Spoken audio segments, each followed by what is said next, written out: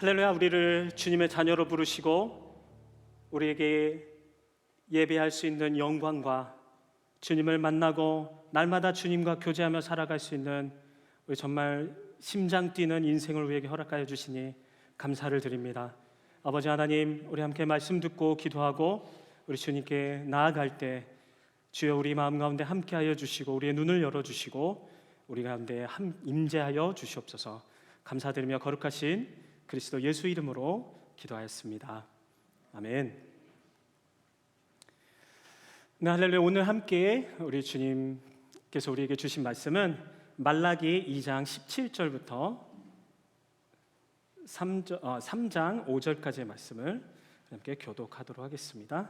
우리 말라기 2장 17절부터 3장 5절까지의 말씀을 함께 교독하고 우리 마지막 절은 함께 읽도록 하겠습니다. 제가 먼저 17절 읽도록 하겠습니다. 너희가 말로 여호와를 괴롭게 하고도 우리가 어떻게 그분을 피곤하게 했습니까 하는구나. 너희는 악을 행하는 사람마다 여호와께서 좋게 보시고 그분께서 기뻐하신다라고 말하며 공의의 하나님께서 어디 계시냐라고 말한다. 보라, 내가 내 심부름꾼을 보내 내 앞을 길을 닫게 하겠다. 그러고 나면 너희가 바라는 주께서 갑자기 그 성전에 올 것이다. 너희가 좋아하는 계약의 심부름꾼 말이다. 그가 올 것이다. 만군의 여호와께서 말씀하셨다. 그러나 그가 오는 그날을 누가 견뎌낼 수 있겠느냐? 그가 나타날 때 누가 서겠느냐? 그는 금을 재련하는 사람의 불 같고 세탁하는 사람의 비누 같을 것이다. 그가 은을 재련해 수는을 만드는 사람처럼 앉아서 레위 자손들을 깨끗하게 할 것이다. 그가 금과 은처럼 그들을 재련하면 그들이 여호와께 의로 예물을 드리게 될 것이다. 그러면 유다와 예루살렘의 제물들이 예전처럼 곧 옛날처럼 여호와께서 기뻐하실 만한 것이 될 것이다. 내가 심판하기 위해 너희에게 가까이 나아가겠다. 마법사들, 간음하는 사람들, 거짓 증언하는 사람들, 그리고 일꾼의 품삯을 착취하고 과부와 고아를 압제하고 이방 사람의 권리를 박탈하면서도 나를 경외하지 않는 사람들에 대해 즉시 증인이 되겠다. 만군의 여호와께서 말씀하셨다. 아멘. 오늘 말씀은 말라기 네 번째 말씀을 전하게 됩니다. 우리 가끔씩 태양을 바라볼 때 태양의 어떤 부분을 이제 우리가 관찰할 수 있는가? 가끔씩 이제 예전 그 과학 시간 같은 때 이제 선글라스 같은 것을 끼고 태양을 볼 때가 있었죠. 근데 태양이 전혀 보이지 않는 낮이 존재합니다. 그 낮을 우리가 그리고 그 사건을 뭐라고 할까요? 바로 개기일식이라고 하죠. 분명히 한 낮인데 가장 잘 보여야 되고 가장 뜨겁게 빛나고 있는 태양인데 우리 눈에는 그것이 보이지 않는 현상이 바로 개기일식입니다. 여러분들이 알다시피 개기일식은 태양을 그리고 우리 눈 사이에 달이 중간에 껴있을 때 가능한 것이죠. 그런데 재미있는 사실은 이 정말 거대하고 큰 태양 그리고 우리 눈 사이에 정말 가려질 수 없을 것 같은 그 태양이 가려지는 것이 태양과는 정말 비교할 수 없는 작은 달 때문이라는 거죠. 한번 크기를 비교해 볼까요? 사실 여기 보여야 됩니다. 여기 가운데 지구라고 써 있습니다. 지구가 이렇게 콩알만큼 있고요. 그리고 옆에 이제 글씨 있는 부분이 달입니다. 그 태양의 모습과 달과 지구의 모습을 실제 비율로 놓고 봤을 때 이런 모습입니다. 정말 놀랍지 않습니까? 태양은 저렇게 큰데 달 때문에 개기일식 현상이 일어나서 한낮에 우리가 태양을 전혀 볼 수 없다는 것이 말입니다. 마틴 부버라는 한 유대인 학자는 책에서 이렇게 얘기했습니다. 그의 책이 신의 일식이라는 책. 그 신의 일식이 있는데 그 마틴 부버가 설명하기에 하나님이 보이지 않는 이유가 있다는 거예요. 기존의 그런 철학자들이나 역사가들 그리고 세상의 눈으로 바라보는 그러한 학자들이 얘기하는 신이 아예 존재하지 않는다 이런 의미가 아니라 하나님은 분명히 거대하고 크시고 우리가 볼 수밖에 없는, 우리가 느낄 수밖에 없는, 우리가 감각할 수밖에 없는 그러한 존재이신데 무언가 중간에 있다는 거예요.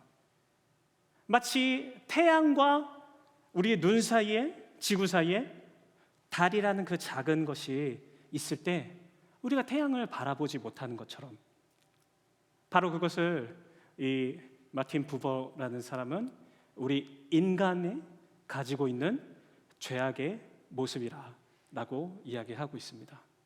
그래서 하나님이 보이지 않고 전능하신 하나님조차 만날 수가 없고 사람들과도 좋은 관계를 맺지 못하고, 그리고 우리가 가지고 있는 직업이나 물질이나 그리고 하나님께서 선하게 우리에게 베풀어 주신 모든 이 세상과도 옳은 관계를 맺지 못한다라고 그가 말하고 있습니다. 오늘 말라기에서도 이스라엘 백성들이 똑같은 말을 하나님께 하고 있는 거예요. 하나님, 정말 계십니까?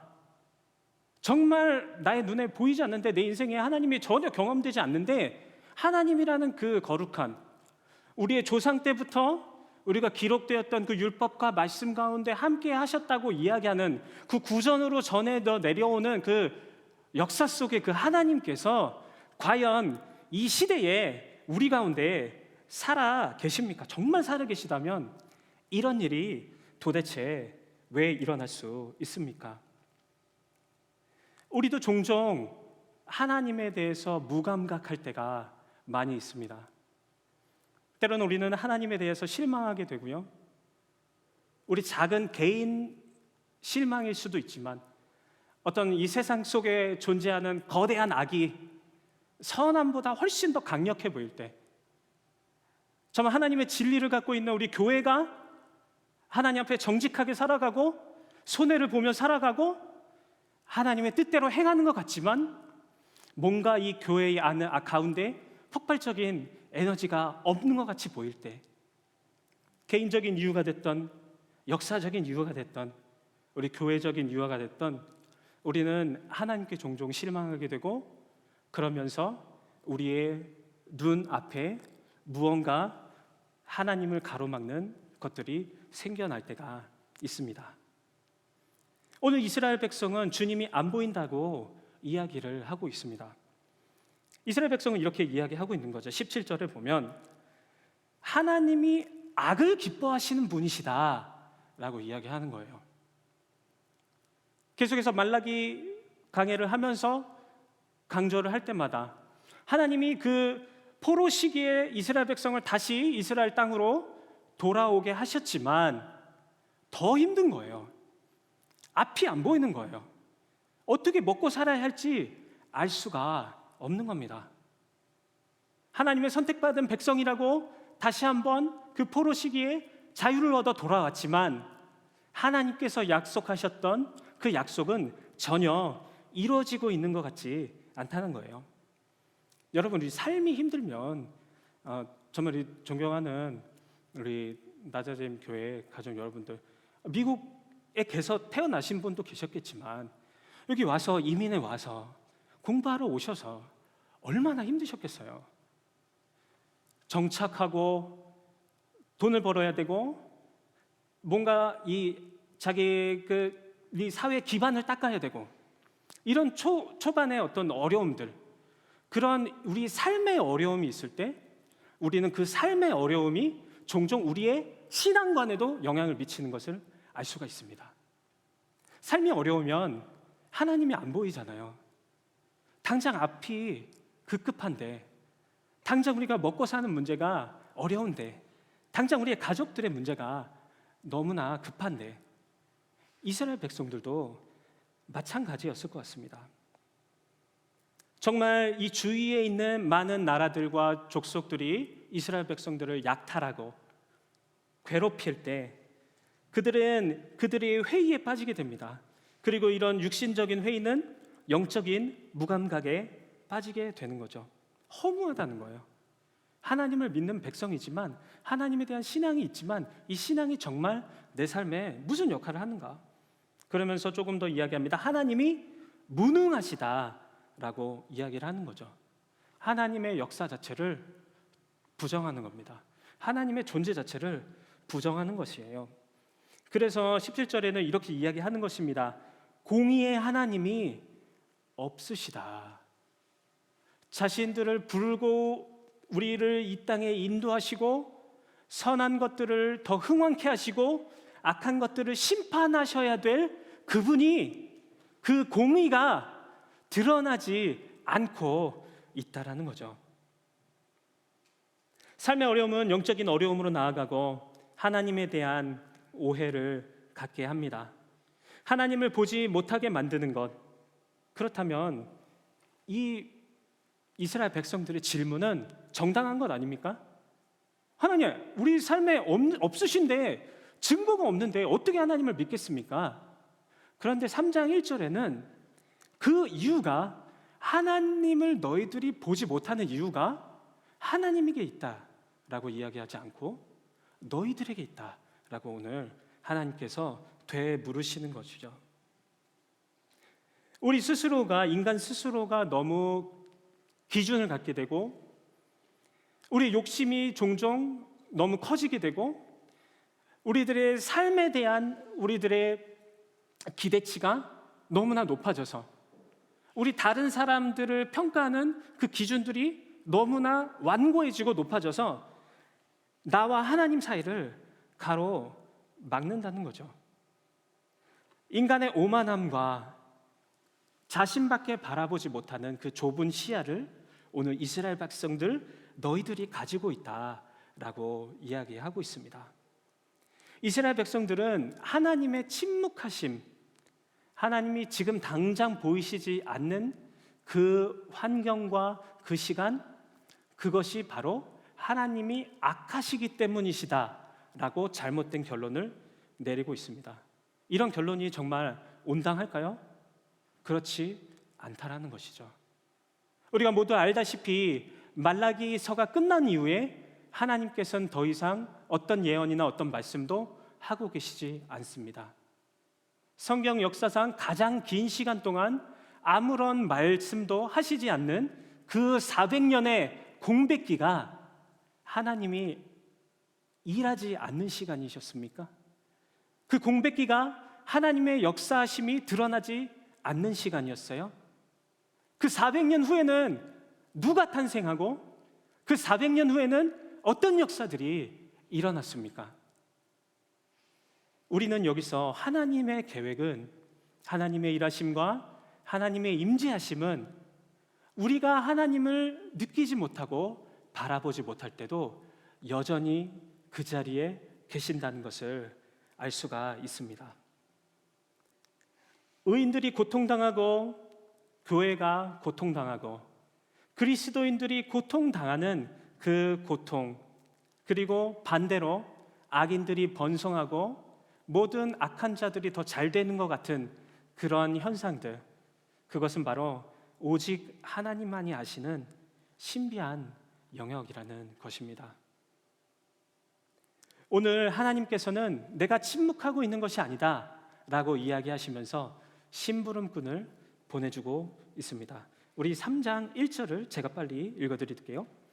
보라, 내가 내 심부름꾼을 보내 내 앞에 길을 닫게 하겠다. 그러고 나면 너희가 바라는 주께서 갑자기 그 성전에 올 것이다. 너희가 좋아하는 계약의 심부름꾼 말이다. 그가 올 것이다. 만군의 여호와께서 말씀하셨다. 우리 자세히 본문을 보면 심부름꾼이 와서 평탄케 합니다. 자, 첫 번째 한 심부름꾼이 왔죠. 그리고 평탄케 한 후에 주께서 오셔서 성전에 임하신 다음에 그리고 계약의 심부름꾼이 또 올 것이다 라고 이야기하는 거죠. 백성들의 원망에 적극적으로 자기를 변호하고 있는 하나님께서 첫 번째로 무엇을 얘기하십니까? 내가 약속했던 그 사자, 그 심부름꾼, 그 과거에서부터 그 구약의 아주 먼, 내가 정말 너희들이 타락했을 때부터 이미 약속한 그 존재를 내가 준비하고 있을 거다 라고 오늘 말라기서에 말씀하시는 거예요. 하나님의 앞길을 닦는 이사야서 40장 3절과 4절에는 이렇게 나오고 있습니다. 한 소리가 외친다. 광야에 여호와의 길을 내라. 사막에 우리 하나님께서 오실 큰 길을 곧게 닦으라. 모든 골짜기는 높이고 모든 산과 언덕은 낮추고 가파른 곳은 고르게 하고 울퉁불퉁한 곳은 평지로 만들라. 아멘. 여러분 모두 아시다시피 이 이사야의 예언은 누구로 인해서 성취가 되죠? 평탄케 하느니 누구였죠? 바로 그렇습니다. 세례 요한이죠. 세례 요한으로 인해 그 예언이 성취되는 거죠.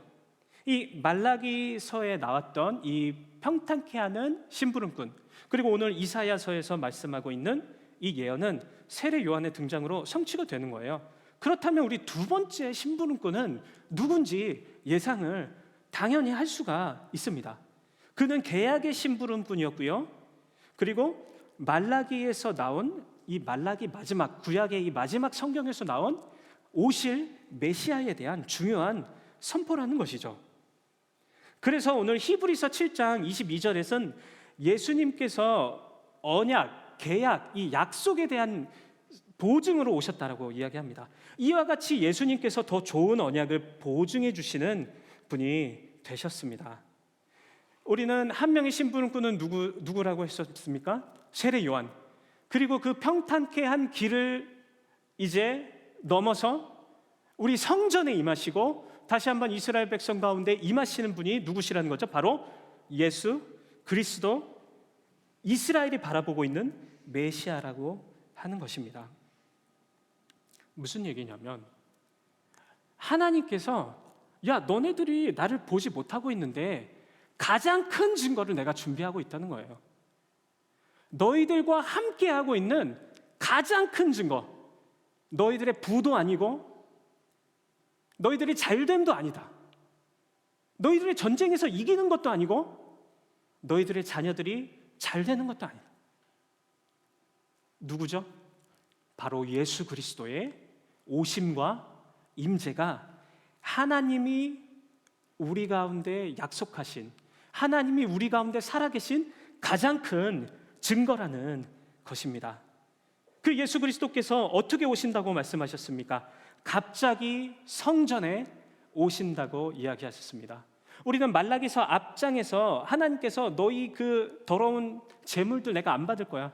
너네 정말 너네 마음대로 제사하는 그 제사, 너네 제사장 제사 내가 안 받아. 너네도 이방 여인들과 결혼하는 내 말 안 들었지? 나는 너네 그 이스라엘 백성 가운데 임재 안 할 거야. 그런데 오늘 그 말을 뒤집고 계시는 거죠.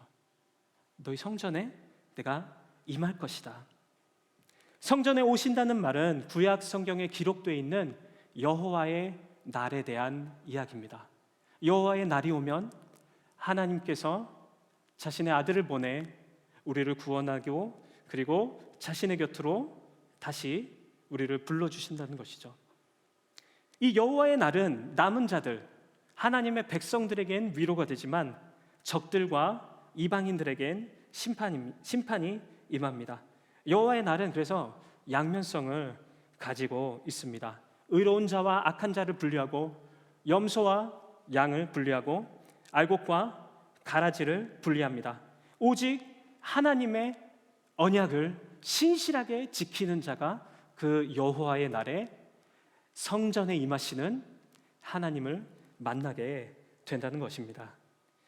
그렇기 때문에 우리는 우리의 눈에 보이지 않더라도 하나님이 우리와 함께 하시고 하나님이 우리 가운데 임재하신다는 그 가장 큰 약속의 성취, 예수 그리스도를 기억해야 하는 것입니다. 주님이 이 구약 모든 성경을 통하여서 약속하셨던 그 일들 절대 포기하지 않으시고 인간의 타락과 인간의 배신과 이스라엘 백성들의 허무맹랑한 그 모든 일 가운데서도 신실하게 그 언약을 지키셔서 내가 여기 있다, 내가 약속을 지켰다, 내가 너희들 눈앞에 그리고 너희들은 나를 느낄 수 있다라고 우리에게 보내주신 이가 바로 예수 그리스도라는 것입니다. 그렇기 때문에 예수 그리스도는 우리에게 진정한 회복을 주신다는 것입니다.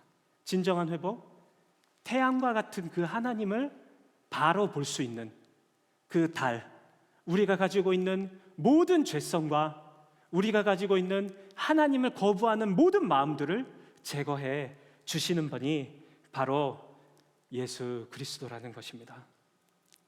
하나님은 자신의 살아계심을 약속을 지키심으로 예수님을 보내심으로 우리 눈앞에 있는 모든 병들과 모든 가로막, 모든 장애물들을 없애주신다는 것이죠. 그런데 재미있는 것은 이 없애주시는 하나님의 심판은, 하나님의 여호와의 날은 단순한 리모델링이 아니에요. 우리 삶에 하나님, 내가 이렇게 살다가 요 정도 이제 조금 틀을 바꿔서 내가 조금 삐끗하게 나가고 있었는데 주님 다시 만나겠습니다. 내가 뭔가 주님이 원하시는 한 80% 정도 하고 있었는데 20% 더해가지고 100% 이제 열심히 살겠습니다. 이 정도의 삶이 아니라는 것이죠. 부분을 고치기 위한 하나님의 역사심이 아니었다는 것입니다. 예수 그리스도는 우리의 삶을 완전히 변화시킵니다. 완전히 무너뜨리시고 우리의 옛 자아를 주님 앞에 완전히 내려놓게 하시고 새로운 자,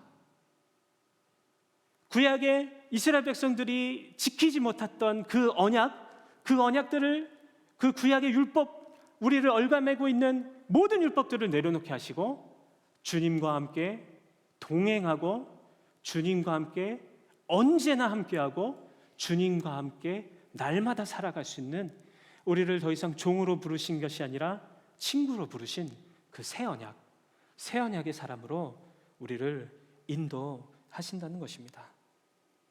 그렇다면 예수님은 오셔서 이제 우리를 어떻게 그렇게 준비시켜 주실까요?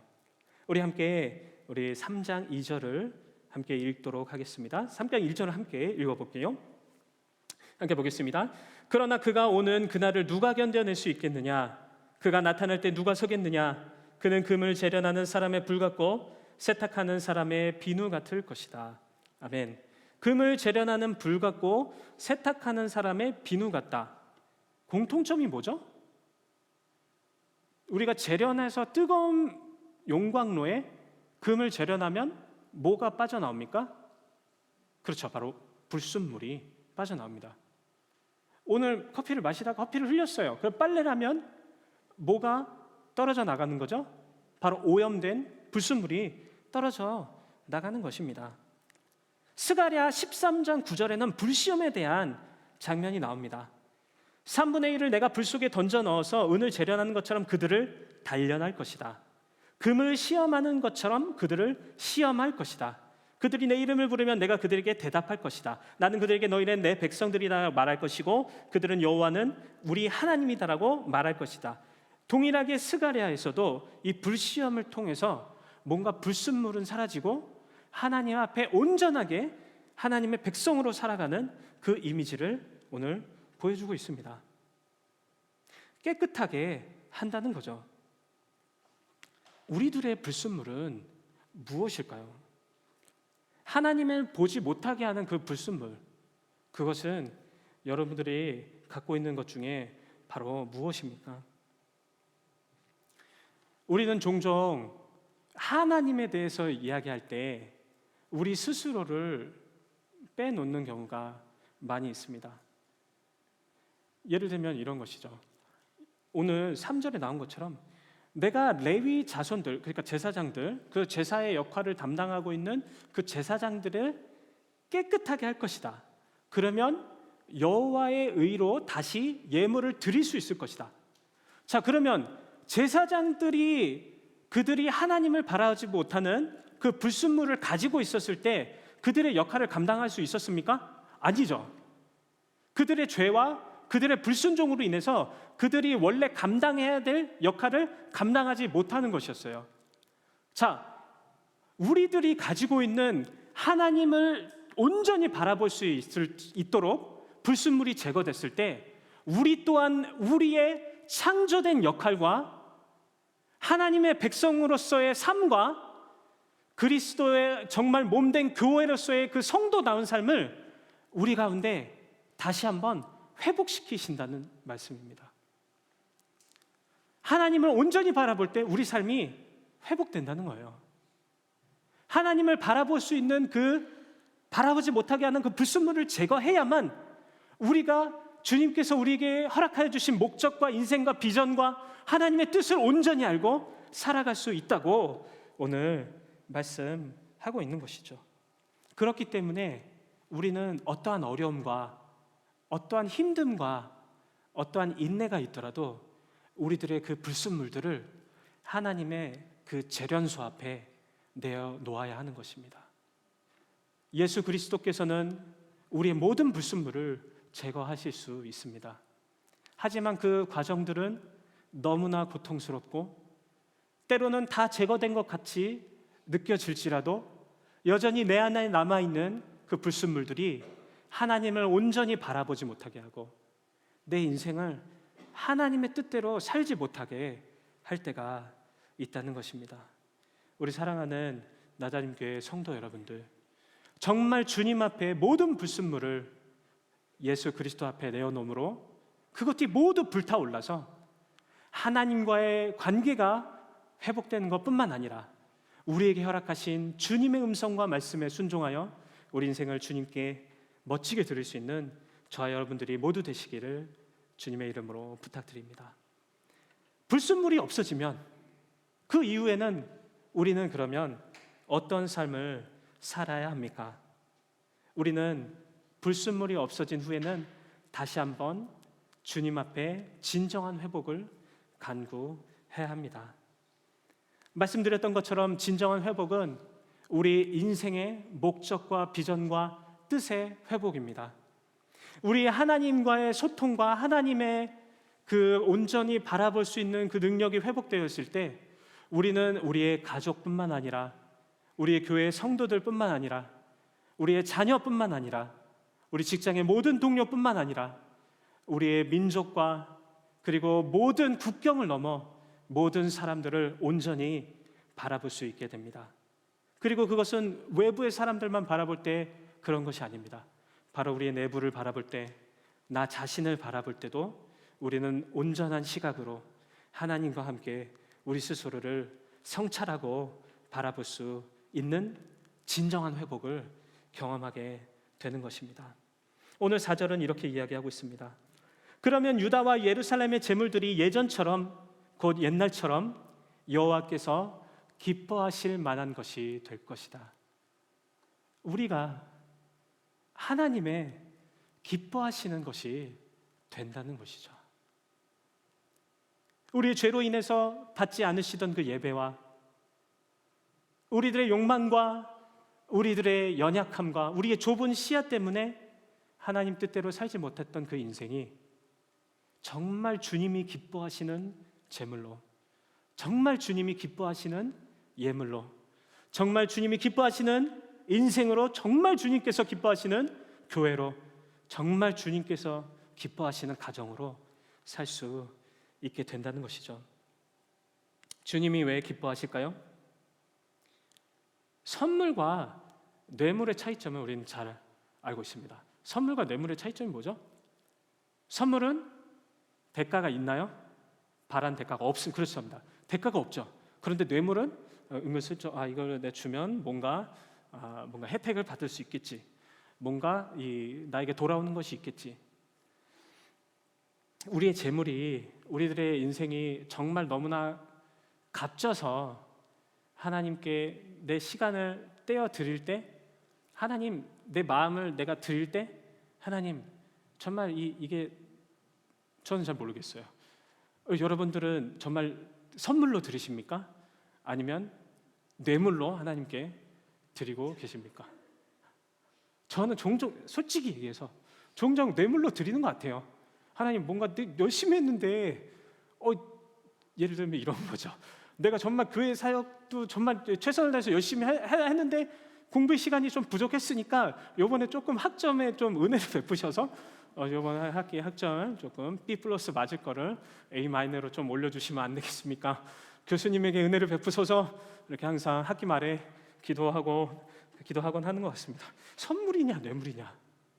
우리의 예배가, 우리가 하나님께 드리는 우리들의 삶이, 우리의 정말 그 여러분들의 직장에서의 그 섬김, 하나님 나라를 이루기 위한 어떤 봉사와 그 모든 것들이 이웃과의 소통과 교제, 정말 그들을 위한 그 따뜻한 마음으로 하는 것이냐, 아니면 하나님께 정말 뭔가 얻어내기 위한 그런 뇌물로서 하는 것이냐. 정말 중요한 것은 뭐냐면 이런 뇌물적인 그리스도인의 삶은 이방인들의 삶과 유사하다는 것입니다. 무슨 얘기냐면 이 뇌물로서 하나님께 비싼 것을 드려야 된다, 더 좋은 것을 드려야지 내가 얻을 것이다 라고 생각하는 그 생각은 바로 이방 종교에서 유래한 생각이라는 것입니다. 하나님께서는 우리들의 제물과 예배를 사실상 받지 않으셔도 상관이 없다는 것이죠. 그렇다면 우리의 예배와 우리의 인생에는 무엇이 꼭 반드시 포함이 되어야 되겠습니까? 하나님의 기뻐하심, 다시 말하면 하나님의 은혜에 감사하는 마음이 반드시 100% 모든 인생에서 포함이 돼 있어야 한다는 것입니다.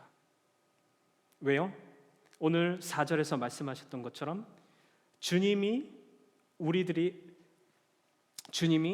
기뻐하시는 그 예물, 주님이 기뻐 받으시는 그 제사는 바로 우리가 인색함이나 억지로 하는 것이 아니라 우리의 본래의 모습, 우리의 모든 불순물이 제거되었을 때 하나님 앞에 나갈 수 있는 마음, 그것은 바로 감사의 마음으로 나갔을 때 그것이 바로 여호와께서 기뻐하시는 제물의 뜻인 것입니다.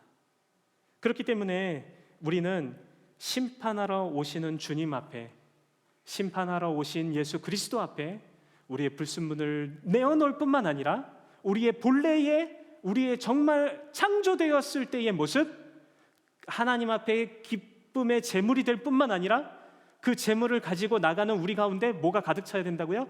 감사와 하나님 앞에 기쁨이 가득 차야 한다는 것입니다. 계속해서 오늘 말라기서는 그러한 감사의 모습이 회복되었을 때 방금 말씀드렸던 것처럼 하나님 앞에 우리가 하나님을 온전히 바라볼 수 있을 때, 그 태양을 정말 잘 바라볼 수 있을 때 뭐가 회복된다고 그랬죠? 하나님의 기쁨을 되는 제물이 되고 정말 기쁨을 드릴 수 있는 우리의 마음이 회복된다고 했잖아요. 우리의 마음뿐만, 우리의 모습이 회복됐죠? 그런데 주님께서는 여기서 한 가지 더 나아가 우리에게 요구하시는 것이 있습니다. 우리가 회복되어야 될 그 모습에는 우리의 개인과 하나님과의 관계만 포함되어 있는 것이 아닙니다. 우리 함께 5절을 보도록 하겠습니다. 우리 말라기서 3장 5절 제가 읽어드릴게요. 그러므로 내가 심판하기 위해 너희에게 가까이 나아가겠다.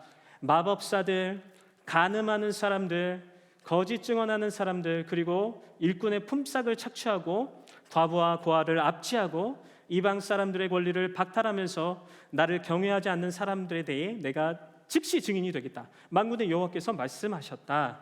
아멘. 여기서 나온 여러 가지 죄악들의 모습이 나오고 있는 거죠.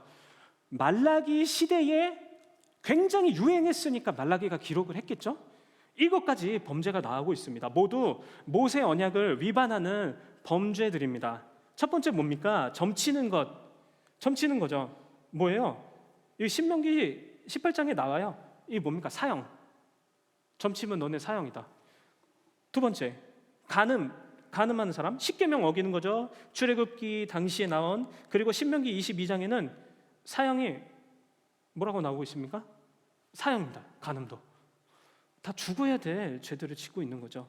거짓 증언은 뭡니까? 십계명을 어기고 있는 거예요. 품삯을 제대로 주지 않는 고용인, 가장 나쁜 짓, 고용인으로서 할 수 있는 가장 나쁜 짓이 뭡니까? 돈 안 주는 거잖아요. 그리고 약한 자들의 대변인이 되셔서 이렇게 이야기하고 계십니다. 이방인들, 고아와 과부들을 압제하고 박탈하는 자들. 자, 우리는 죄악에 대해서 한번 보았습니다. 이거를 하면 안 된다. 그렇죠. 그러면 어떻게 해라? 답도 해주셔야 되잖아요. 어떻게 해야 될까요? 마법사들, 그 점치는 사람들은 누구를 의지하고 있는 겁니까?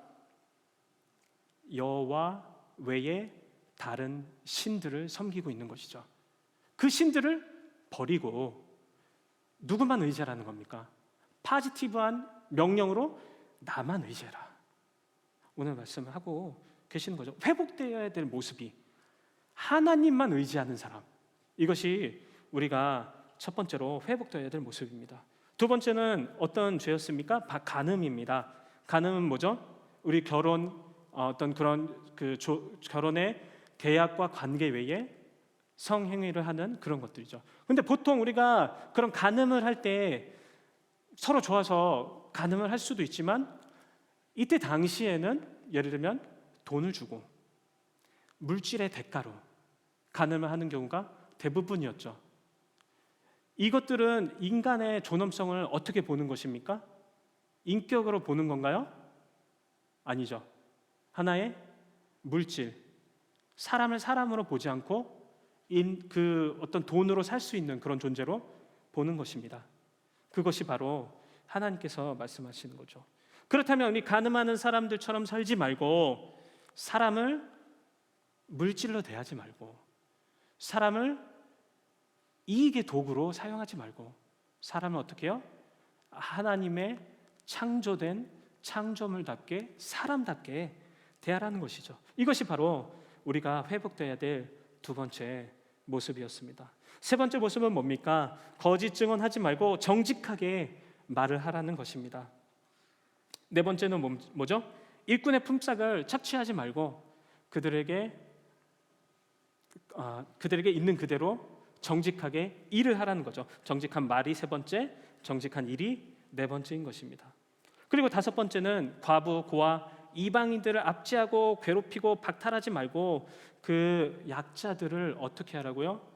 보호하고 돌봐주라는 것이, 그것이 바로 우리에게 하나님께서 요구하고 계시는 우리의 본래의, 하나님이 창조하신 그 본래의 목적에 합당한 누구와의 삶? 이웃과의 삶인 거죠.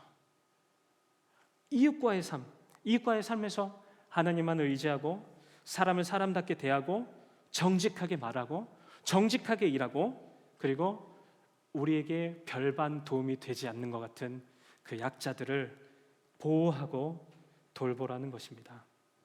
그것이 바로 하나님께서 우리에게 원하시고, 또한 예수 그리스도를 믿는 모든 자들이 살아가게 원하시는 모습이 바로 이것이라는 것입니다. 주님께서는 우리가 하나님을 바라보지 못할 때 일하고 계신다고 오늘 말씀하십니다. 그리고 자신의 약속, 그 일하심을 통해서 예수 그리스도를 우리로 보내주시고, 우리의 눈앞에 있는 모든 불순물, 하나님과의 관계를 가로막고 있는 그 모든 불순물을 제거하시고 우리의 불순물을 태워버리신다고 이야기하십니다. 그냥 단순히 태우시는 것인가요? 아니요. 하나님과의 관계가 회복됨으로 우리의 인생과 나의 삶이 회복되고, 나와 이웃과의 관계가 회복되고, 나의 이 사회적인 모든 삶, 내가 이 땅을 살아갈 때에 하나님께서 우리에게 주신 그 뜻과 목적이 회복된다고 오늘 말씀하고 계시는 것입니다. 주님이 보이지 않을 때 주님은 약속을 지키셨습니다. 주님이 보이지 않을 때 주님께서 친히 우리의 모든 불순물을 재련하고 불태우셨습니다. 주님이 보이지 않을 때 우리가 정말 회복된 삶으로 원래 창조된 인간의 모습으로 살아가고 있지 못할 때 주님께서 친히 오셔서 우리를 회복시키십니다. 우리 사랑하는 성도 여러분들, 악인이 잘 되는 세상, 아직도 하나님께서 그 가운데 단순히 침묵하고 계신다고 생각하십니까? 나의 뜻대로 되지 않는 내 인생, 내 목표대로 잘 이루어지지 않았던 우리의 가정의 모습들, 하나님을 원망하고 혹시 그 일들이 하나님과 나 사이에 가로막는 달과 같은 불순물이 되고 있지는 않습니까? 나의 욕심과 나의 욕망과 나의 삶의 잘못된 태도들이 하나님께서 나에게 하시는 그 말씀을 듣지 못하게 하고 하나님의 뜻대로 살아가지 못하게 하는 장애물이 혹시 되고 있지는 않습니까? 주님이 여전히 아직 보이지 않으십니까? 우리는 신약 성경에 앞을 볼 수 없었던 한 인물에 대해서 한번 살펴볼 필요가 있었습니다. 그의 이름은 바디메오입니다. 바디메오는 디메오의 아들이고 그 디메오는 히브리어로 더러운 사람, 부정한 사람, 필요 없는 사람, 왕따, 인생에 후회만 가득하고 이 공동체와 사회로부터 인정받지 못한 사람이라는 뜻을 갖고 있습니다. 그 여리고성에서 부정한 자의 아들로, 사회적인 왕따의 아들로, 더럽다고 손가락질 받는 사람의 아들로 태어난 바디메오는 심지어 눈이 보이지 않았고요, 아무런 재산도 없어서 그 성 앞에서 구걸하는 거지로서의 삶을 살아갔습니다. 그는 자신의 주위에 예수라는 사람이 지나간다는 소식을 듣고 소리치기 시작했습니다. 다윗의 자손 예수여, 나를 불쌍히 여겨주십시오. 사회적 약자로 아무런 자신들의 사역에 도움이 될 것 같지 않은 판단에 선 그 예수님의 제자들은 바디메오를 예수님 곁에 오지 못하게 했습니다. 그러나 바디메오는 자신을 불쌍히 여겨달라고, 더럽지만 아무것도 없지만 심지어 모든 사람들도 나를 포기했지만 주님, 나를 불쌍히 여겨달라고.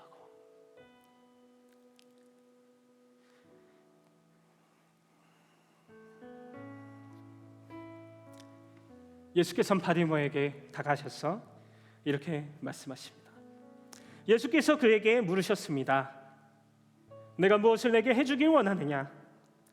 앞을 못 보는 사람이 대답했습니다. 예수님, 제가 보기를 원합니다.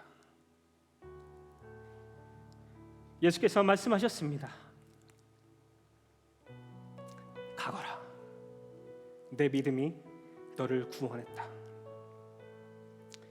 그러자 그 즉시 그는 보게 됐고 예수를 따라 길을 나섰습니다.